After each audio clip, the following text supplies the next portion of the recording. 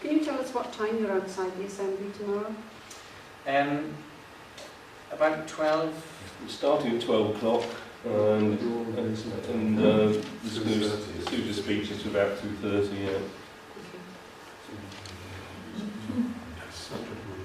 Mark Morgan, Porthcawl Chamber of Trade. Just wanted to know the chemicals they use with fracking. What are they, and what is their function? As I understand it, the chemicals that are used are there to help the free flow of both gas up and also the sand and the mixture that goes down. I don't know what the composition of those chemicals is, and I understand that the industry, at least initially, is committed to using chemicals which are relatively inert and are not likely to be contaminants. But there are 2 points from that. The first is that because this is an industry in its infancy, it's not likely to be the subject, it's very much more likely to be the subject of intense scrutiny than when there are thousands of fracking wells about the place. And the second is that regardless of the chemical composition of what's put down those holes, what comes up is another matter entirely. And that's why you have those huge settlement points that you saw a picture of on the screen, is because you have millions of gallons from each frack coming back up, which is contaminated with, as I said, radioactivity and salts and metals and all sorts. And as far as I know, there's no way to deal with that. So I don't know what the strategy of the companies is, other than to just hold it in these huge settlement tanks and hope that components of it off gas and dissipate into the atmosphere. I just don't know. Laurie Desmond-Williams, I'm a town councillor for this particular ward of West Central. I believe there's been an application for Merthyr Mawr for drilling down there. But the thing is, around that area, there are a lot of underground wells and there's quite a high water table. So when you're talking about millions of gallons of water and all these chemicals, what impact would that have on the water table in that area, but more importantly, on the coastline around this area?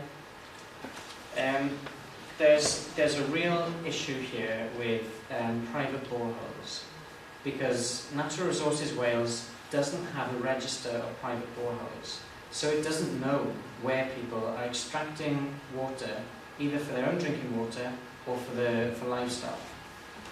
So where those aquifers are potentially contaminated, then Natural Resources Wales simply is unable to regulate that activity.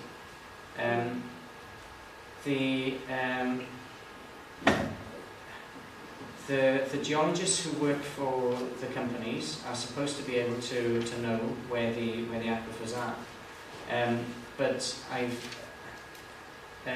think that this is something which is actually very difficult for them to know, because obviously in 3 dimensions the geometry of the geology underneath the ground is incredibly tricky to be able to know precisely where things lie. And I think if I would certainly be concerned if I thought that there was the potential for groundwater to be affected. We certainly know that the extent of the groundwater in and around the Schwick rising is absolutely huge. It goes for tens of miles in a northeasterly and in a northwesterly direction, and so if any part of that is contaminated, then you could see the potential for the Schwick rising to be contaminated. Now, that's not currently used for drinking water, but the only reason it's not currently used for drinking water is because we have a very big supply of drinking water from the reservoirs. And that's not to say we wouldn't want to use it at some point in the future. And the Environment Agency has a document, it's called Underground Under Threat, and it details the issues of contamination of groundwater. And what it says in that document is that contamination which on the surface, so in a lake would take days or weeks to be made good through natural processes, in groundwater it'll take decades or centuries. So once you contaminate these water sources, you've pretty much had it. And there are case studies of the Environment Agency having to try and clean up groundwater after it's been contaminated. And the cost is absolutely horrendous. And who would pay for that cost? It's going to be you and me and taxpayers. These companies are just going to walk away. Before I go, just because I know it's mainly anti-fracking here, can I ask why the Environment Agency Wales has written to Bridgend Borough Council quite specifically saying we are confident that our current regulatory framework provides us with the tools we need to protect people and the environment from the exploration of shale gas?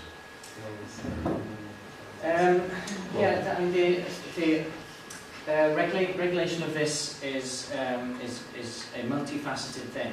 So, for example, the casing of the wells, the safety and the integrity of that casing is down to the HSE. The HSE only has 6 well inspectors for the entire UK. So you can see that if there were to be any problem with the shell casing, or with the well casing, who's going to pick that up? The Environment Agency, as it was, Natural Resources Wales, depends almost exclusively on self-regulation by the industry.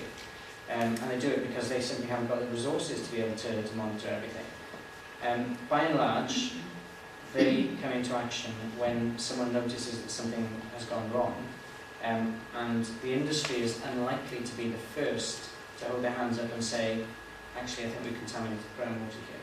So they monitor. So I take it that they monitor the groundwater in various ways. But I mean, it would be down to Cymru, for example. They'll be monitoring what happens in the Swift uprising. And if that were contaminated, then I guess they would let Natural Resources Wales know. But I certainly, I'm not confident that the regulatory expertise exists, and not least because this is an industry that has never existed in Wales before. So how can they be entirely confident that they have the expertise when they're dealing with something that they just don't know about? You see that if an anthem wasn't gone off, they're always the same. Yeah, but this is what our councillors have to work with. It's the advice that they are getting from an official agency. Yeah, well, it's not a very good idea to take advice from authority. Anybody who knows anything with critical thinking will tell you that. It's a well-known unscientific way. I think we're going off on another track there. Margaret. Well, just to add to this water issue, what do Welsh do at Cymru think? Well, this is one of the problems we came up against in the planning appeal in Vale of Glamorgan, is that Welsh Water is not a statutory consultee. So regardless of what Cymru say, their view is irrelevant. The only view that is relevant in terms of environmental protection is now Natural Resources Wales. And as I said before, I mean, I don't know what resources Natural Resources Wales has to put into this. In fact, I think an FOI request has been put to them asking what their level of expertise is. And I look forward to receiving a response to that. Now, if I can add 3 quick points. In the application in the Ogmore Valley, Centrica detailed that wastewater from the fracking process would go into natural watercourse. And in the first instance, it was a concern to residents, especially in the next mining community, of the layers of mining within the hills and how deep this was going.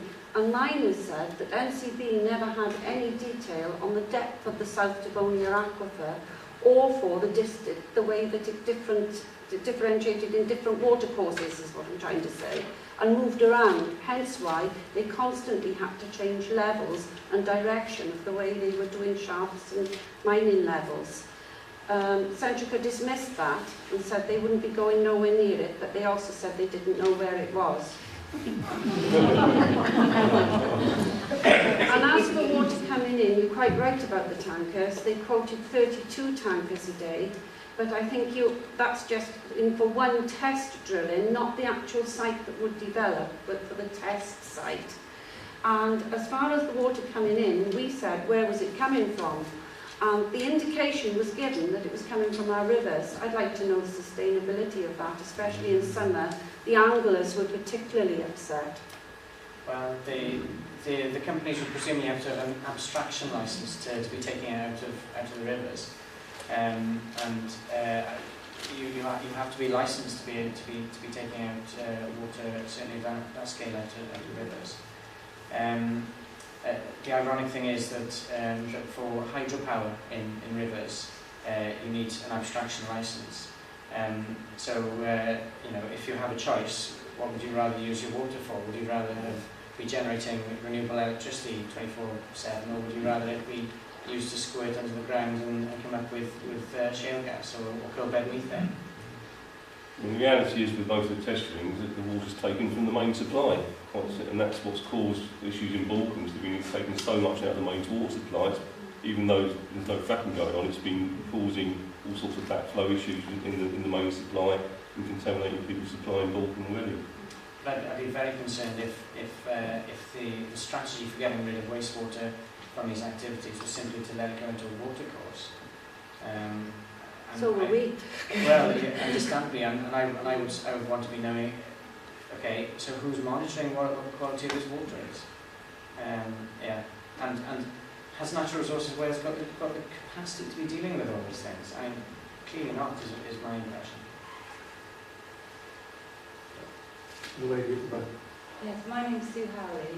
I don't actually live here anymore, but my family do. I work as a project manager for a company called IPC Media, which is nothing to do with the subject in hand. But as part of my job, I have to work with risk analysis. And one of the local risks I see here is that it's a radon-rich area. So what happens when we have these seismic disturbances caused by fracking to the radon underneath our feet? What happens to our community if we have increased levels of radon in the area, health risks, etc. And the other thing is looking at the diagram of the underground coal gasification earlier, where they're expecting the level of rock above these cavities to remain stable. When you are getting